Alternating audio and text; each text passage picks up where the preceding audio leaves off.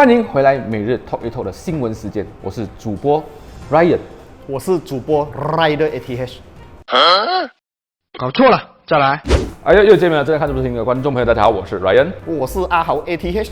今天我们又来 Talk 一 Talk， 没有错。平时啊，都是那些观众朋友啊，或者是粉丝啊，敲碗啊，要我们做那种什么主题啊，关于讲一些特别的内容啊。但是这个主题呢，是你敲碗的。来，今天我们要讲的主题啊，就是65岁以上的年长人士，或者是慢性病的人士，以及有25车龄的老车，是否应该出现在马来西亚公路上呢？没错。今天这个主题好长啊，我记得很久啊，真的是够力啊！今天这个主题呢，我相信是很多人都忽略掉了。可是如果你把它提起来的时候，就会很感兴趣。是，来，我们先从一个比较简单的开始讲起。 OK， 老车，没有错。我相信你们每天都在开车的人啊，在路上都会看到很多老车，尤其是那些车龄超过25年的老车，真的很多。这个影片你看完过后，如果你有出门的话，你注意看，你算一算10分钟的车程，你可以看到多少辆20年、25年甚至更老的老车，你自己算一算，很多的，太多了。来我们讲一下，现在我们可以看到的老车有什么 ？Villa、Saga 那种很老的 Saga， 甘蔗、Mercedes 124、达森130Y 啊，210应该超过了吧？很老了，总之就是很老。OK， 我们来讲一下这些老车会造成什么问题。OK， 我们首先啊，先打一下预防针，来，你打一支，我打一支，防弹遗传，好吧？对，我们不是 racist 老车，我们也不是 racist 买不起新车的人，是我们只是觉得啊，老车比新车危险，不是危险一点，是危险很多，因为老车一般上没有一些新的，也不要讲很新，20年前就已经存在了的安全配备，例如 airbag、ABS、ESC 安全带。有些老车后座没有安全带，你们懂吗？可能你们不懂啊。我真没注意过啊，有些老车是后座没有安全带的嘞。我觉得这个老车啊，在我们马来西亚公路上使用是提高那个危险性的。再来就是抛锚率增加，对，爆胎率增加，对。为什么我会讲爆胎率增加？因为很多人驾老车啊，他们轮胎几乎是没有顾的啊，用到多大没有花纹，照用，钢丝都跑出来了，照样用。我觉得太危险了嘞，尤其是我们马来西亚路上很多摩托、很多车、很多老车，所以在切换车道的时候啊，还是雨天的时候啊，刹车刹不及啊，撞到人啊，还是撞到自己啊，失控啊，我觉得太危险了。所以我们马来西亚没有老车的这个刹车制度。对，应该这样子讲啦。其实有顾的老车跟没有顾的老车啊，对，当然如果你要讲那种 classic car， 他们顾到美的50年都不要紧。那个 OK， 而且 Classic Car 一般上那些收藏家都没有什么价。对，我们讲的那种没有顾的老车，就好像去年吧，我记得有一个新闻讲那个是废品了，那个甘蔗，对。你想一下，这样子的甘蔗架在公路上，然后导致什么问题？车速变慢。是，即使是它架在左边的 lane 啊，后尾跟车的人也是慢，一定慢。而且你要超车的话，你要割掉它嘛，你也增加了一个超车的时候的意外风险啊。再来就是，如果今天它的引擎突然 break down， 后尾的车刹车不及就怼下去了，是不是连环撞下去？突然 break down 还好，突然爆掉，黑油漏满地那个 radiator 水漏满地，摩托经过真的太危险了怎么办？万一那些老车连 Rotex 保险都没有，完蛋了GG。而且它也会影响马来西亚的一个市容你不觉得没？外国人啊，外国游客啊，他们来到马来西亚，哇，老20年、30年的车还在路上走，烂残，那个铁皮都已经蛀到穿洞，对，哇，很难看是 ，OK， 讲到这个东西啊，刚我们有讲到 Mercedes 嘛，OK， 我有故事，这个是发生在我这边的亲戚的故事，OK， 我就有一位亲戚，他就在某新年的除夕发生车祸，一撞了下去，他人就晕掉，他驾的Mercedes 210。Mercedes 呢，这种欧洲车有一个问题啦，就是它的 wiring 啊，到了一定的年龄它会自动的老化，然后它的皮会脆掉变粉，可能是那种比较环保材质的 material 啦，比较容易氧化，尤其我们这里的天气潮湿又很热，所以会加快它的老化速度。而且外国人换车的速度是比我们快的，对。然后我们换车速度，搞不好那辆车可以驾20年，你觉得没有事情继续驾，对。所以就造成了什么问题？他一撞车了过后，人晕在里面。那辆车就是因为那个 wiring 的问题起火，人被烧死掉。一个人啊，对。如果是一家人，大年更严重哇！这个真的是。所以不只是 accident 啊，因为这些皮啊，这些 wire 皮老化，也会造成你的一些零件啊，时常 short 了过后就损坏咯。对对对，而且如果那个电路跟电路接触的话，还有可能会起火啊。而且如果是说你的车又是那种漏油车，哇，是不是一起火烧车嘞？对对对，比起现在大家我们一直有在排电动车嘛，最近很多人讲电动车 accident 会起火啦，老车的起火率啊是大过电动车的，你们知道吗？你可以去查看数据的。如果你们有兴趣啊，我厂有很多火烧车的，全部都是汽油车，我可以拍给你们看。对 ，OK 啦，我们来讲一下啦，为什么会造成这样的问题？就好像你刚才所说的咯，没有这个刹车制度啊，因为可能政府不想得罪某些人。OK， 这个不是 racist 啊，这个是因为他们。收入问题，收入问题是一回事，再来就是马来西亚大部分的人种都是那一种啊，所以比例会比较高啦啊，比例会比较高。没有刹车制度也是一回事，没有强制验车，老车没有强制验车也是一个不太好的一个方向啦，我觉得。还有一个就是缺少低收入族群可以购入的新车，对，好像阿西亚 22K 是一个很好的例子，但是其他车厂没有出。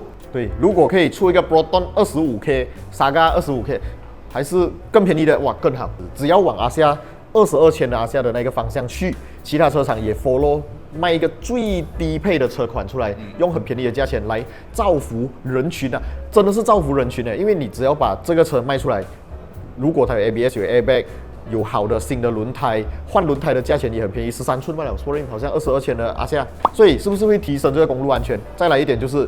公路上面的老车会少掉，意外率就会减低。对，塞车也会减少。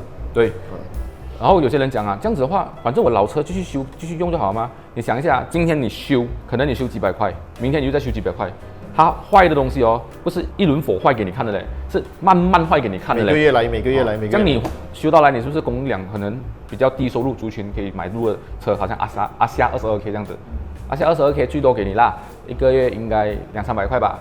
差不多是这样，300块左右了。你修车搞不好就超过200-300块了嘞。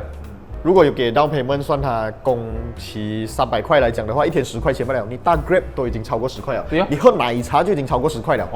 所以我觉得要多出这种车。在那之前，现在没有其他车厂出那些车吗？真的是要给 Perodua good job。虽然它是手牙的，没有关系啊，我觉得 OK。现在很多人把手牙的 skill 还给老师了吗？以前是我们没有的选择嘞，一定要加手牙嘞。现在有的选择嘞，考车可以选 auto 牙嘞。这样就出一个3万块以下的 auto 的车还有一个方案，还有一个解决方式，我觉得是很难做到的啦，提升我们的公共交通水平。很难啊，太难了！你要政府花钱提升公共交通水平，不如让他的人民来花钱，他会觉得更容易做啦。对啊，这样如果要让人民花钱，要花得起的话，这样就是出便宜的车咯。是这个就是老车啦。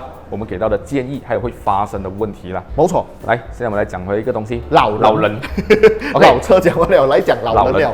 老人为什么我要讲65岁，不是60岁啊？为什么呢 ？OK，65岁通常是那个区域啦比较多慢性病的问题啊。其实我觉得，如果真的是要做好来啦，60岁是会比较好，安全一点。对。所以我们今天讲的是65岁以上的老人跟有慢性病人士。有慢性病人士啊。不是所谓的60岁以上啊，可能30岁以上都有可能的。所以我们讲慢性病有些什么东西呢？三高，心脏病，忧郁症啊，忧郁症，老年痴呆症。不要讲老年痴呆症是有老人才会中啊，其实年轻人也是会中的。其实就是一个失智症啊。对，失智症还有暴怒症。暴怒症是一个病来的。对，我也遇过暴怒症的。我也是有一个对，等一下还分享这个东西。OK， 来。我们讲为什么老人会比较不适合出现，这65岁以上的人是不太适合出现在公路上，因为可能他们的身体机能已经退化了，造成他们的视力、体力、听力都退化了。对，然后反应也没有像年轻人这么快。没有错。如果大家一直有在关注 Facebook 的一些什么吹水站啊、新闻网啊，都会看到最近很多 case 啊，就是老年人误踩油门啊，撞进你的家啦，撞进你的咖啡店啦，撞下楼啦，都有。又或者是呢逆行，对，逆行已经太多了，2-3个礼拜前就出现2-3单了。对啊，就是那个马路本来是我们是 keep left 啊，往左走，右边是回来的嘛，他可以跟你走反方向。然后有人还讲我们要多多体谅他，他是一个失智症的老人。这样如果他撞到你怎么办呢？他撞到你的家人怎么办呢？你要体谅他吗？没有理由啊。是所以这点来讲的话呢，就是最近报纸看到了啦，我们讲到的就是刚刚我们讲的慢性病嘛，其实我遇到过一个其实应该算2个了，还有嗜睡症，就是开车会突然睡下去的，不是我们常驾车驾到累那种啊，它是突然直接 automatic shutdown。哦 ，OK， OK， 那辆车我已经修过很多次了。那时候有一段时期来很多次，我就问我的人，他是什么事情哦？一直 accident 他不是那种很严重啊，有些轻微小撞啦。他就讲他的有病，就有这种所谓的嗜睡症，他会突然 automatic shutdown。还有一个我遇到过的，这个比较可怜的，他是天生有一些疾病，因为他是驼背的。OK， 然后他驾车是这样子的。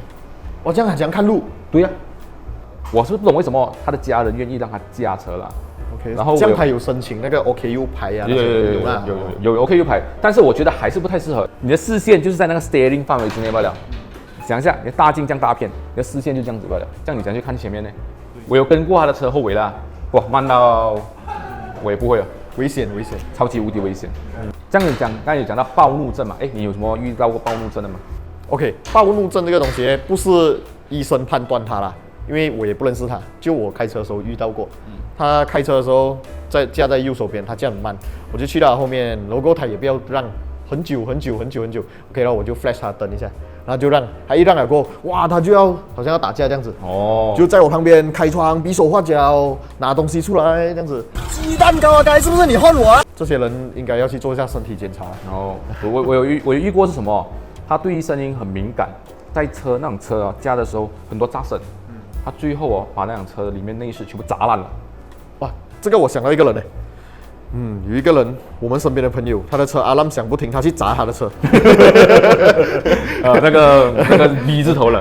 OK， 好，OK， 来，这样子来讲的话呢，为什么我们会有这样子的问题？你觉得为什么会这样的问题？因为我们马来西亚没有这一方面的这个检测，也没有这一方面的解决这一方面问题的方式。可能有，他们可能有提议过，可是你要知道，马来西亚那么多人，我们怎样去控制全部人都去做体检，对不对？所以我觉得如果最好啦，这个也可以增加这个经济增长啦，就是做体检，然后也可以增加经济增长嘛，对不对？做体检要花钱的嘛，可能不要太多，你可以去政府医院花2块，如果你不要等，你可以去私人医院花多一点钱。OK， 这个可以增加经济增长，又可以保障到老年人安全的开车。其他公路使用者，我不要讲老年人安不安全啊。他的安全一定是很重要，但是其他公路使用者的安全也是非常重要。OK， 这个就是所谓的没有要求人民定期检查身体。是主要的原因还有一个东西，跟前面的老车是一样的，公共交通不够发达这个没得选择，这个太难了，因为我们马来西亚太大了。如果时常有出国的朋友不用出国了，你从 JB 飞去 KL 还是 KL 飞去槟城就可以了。你往下看，差不多要 landing 的时候，你看马来西亚是很散的，这边一坡。那边一坡，这边一坡，然后那个路一条很长很远，怎样去做公共交通？我们不像密集国家，新加坡、日本、台湾，它可以把那个地铁、高铁全部做到布局到很好。我们马来西亚太难了。So 我有大概去设想一下啦，新加坡它是有强制他们65岁以上人士每3年需要做一次检查，才可以更新他们的执照。Good job，very good。然后上次我们也提到一个问题，就是那个没有保险的OK， 新加坡也有强制，你的车没有保险，没有 road tax， 然后造成车祸的话，罚款1000， 3个月监禁，或者是2者兼施。OK，very good， 这一点真的太好了，真的是要给他们一些教训的。那些人没有钱还 road tax， 没有钱还保险，不要紧，你把车摆在家里，你不要驾出来。你去赚够钱先，你再把那个 road tax 保险清一清，你才开车。不然的话，你驾出来，你撞到人家的话，对其他人真的太不公平了。尤其我们马来西亚，如果你的车没有保险，没有 road tax， 你撞到人，你就是还一个3万罢了，没事了。然后呢，讲回这个身体检查嘛，欧盟国家他们有开会，要求他们的成员国每15年做一次身体检查，才可以更新这个驾照。所以他们的限定不只是在老人，就是说你拿了来生。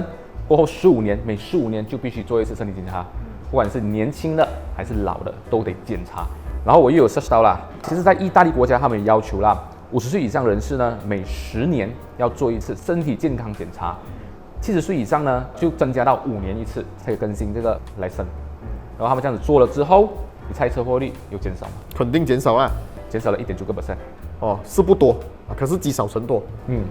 然后呢，在做这个 talk 之前呢，其实我也有在测试一下，我们马来西亚有没有要求这个身体健康检查？Actually 呢 ，GDL 啊 GDL 是有要求的啊。OK，但是在2021年的时候，交警的某个部长还是大头之类的啦 ，OK， 他有提案讲老年人65岁以上的必须做健康检查，但是提案，没有下文 habis， 就这样子。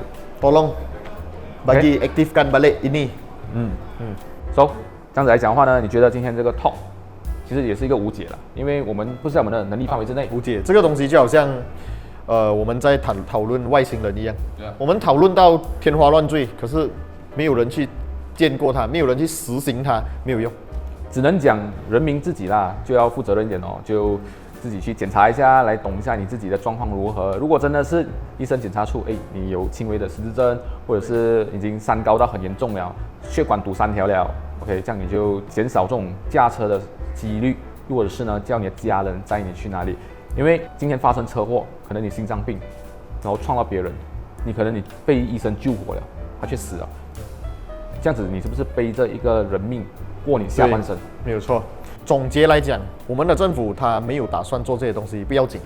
可是我们至少自己要做好自己该做的本分。所以今天这个 talk 呢，我们不是针对老车或者是老年人，其实应该讲的是自己为自己负责任，为其他公路上的人负责任。即使是今天你的政府不给力，但是自己还是要先某一点哦。没有错。当然我们已经是穿好防弹衣了啦，我已经预料到下面的人会写什么了。没有错。第一个，你迟早也会有老的一天。是。我会有老的一天，没有错。可是当我老的那一天，如果政府已经实行了这些东西的话，我会100%的遵从 ，support， 增加收入，增加他们的收入，也是对我们好啊。他可以做好这个环境建设啊，对啊，他可以做好我们的公共交通建设啊，对啊，对吗？他可以把我们的医疗的东西全部做好来啊。何乐而不为？有些钱我们必须花，还是要花，而且花了是为了安全，不是你花不了，大家都在花，全部人都一样。So， 今天这个 talk 一 talk 啊，就到这里了啦。如果你们觉得你们有些什么看法、意见，也欢迎你们在下面留言栏分享，让我们知道，来看一下是否可以延伸出下一集。虽然讲我们每次讲很多下一集了，但是我们挖了很多个洞啊，还没有补还没有补，差不多是时候要一个一个填回去了。是哦，它有洞哦，那个洞多到好像月球表面这样子。好了，觉得这个视频不错的话呢，就麻烦你们帮我按赞分享出去。当然也希望你们可以支持我们一下，订阅我的频道，还有我们 Rider ATH 的频道。这样子的话呢，我们可以做更多不同类型的 talk。可能你们要 talk 你们的女朋友啊，我就是专家了啊，我有专家，我们就开话题，如何让你的女朋友成为好的女朋友？我们可能可以透一集女司机专题。OK， 继续留守我们，我们下个部影片再见啦，拜拜。